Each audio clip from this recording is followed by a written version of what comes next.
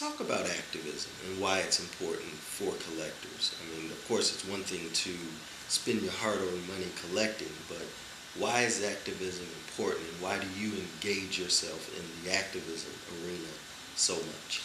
Define for me what you mean by activism. By activism, anything you do beyond just the purchasing of the artwork to help with the promotion of the artist, a particular artist or artist in your collection or not.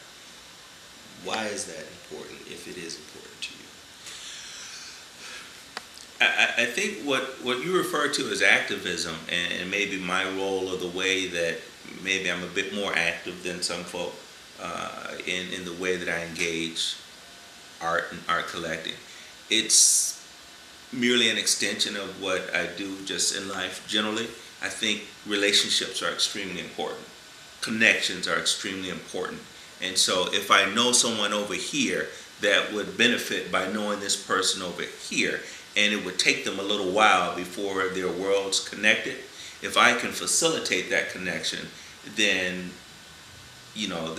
that's my value add to those two individuals. And that's an opportunity for me to repay a solid that someone did for me at some point in the past. In the art world, I think it's very much the same.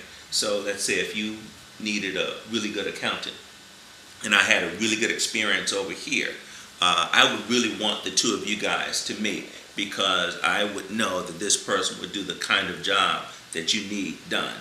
And absent me putting the two of you together, you would have a need for far longer than really you should.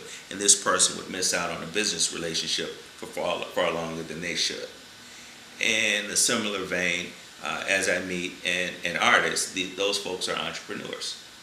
So to the degree in which someone is making artwork, expressing themselves in a way that I believe would resonate with someone else, it is just a quality referral, so to speak. Excellent. In closing, and this is always the tough one, but what advice do you give new collectors? Take yourself 8 years back, the knowledge you've gained in the 8 years. What would you tell a young Darwin how to go about the process of starting a collection?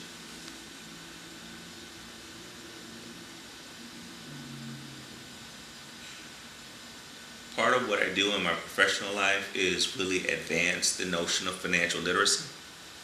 And I would take that same mantra that I put forth with my clients and other people that I run into in that arena, and put it forth to young collectors or to a collecting community. And that is to understand what it is you're looking at, understand what it is you're participating in. It doesn't matter whether you like or dislike aesthetically a particular painting.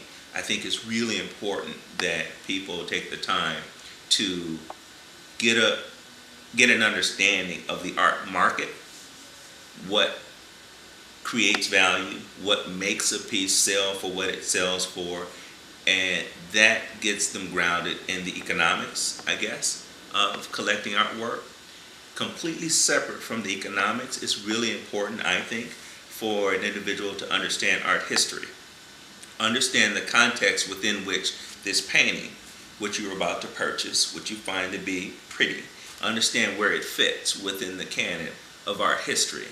And the combination of the two, trying to marry something that's aesthetically pleasing and understanding the art historical context within which it was created and the economic environment in which it is being purchased, that'll keep you busy for a very, very long time. And I think if people spend time reconciling those tensions, you will end up having, I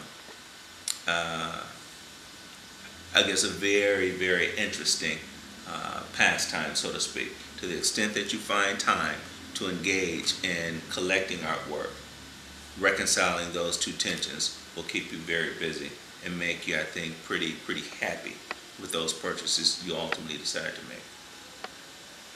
Darwin, thank you. My pleasure, man.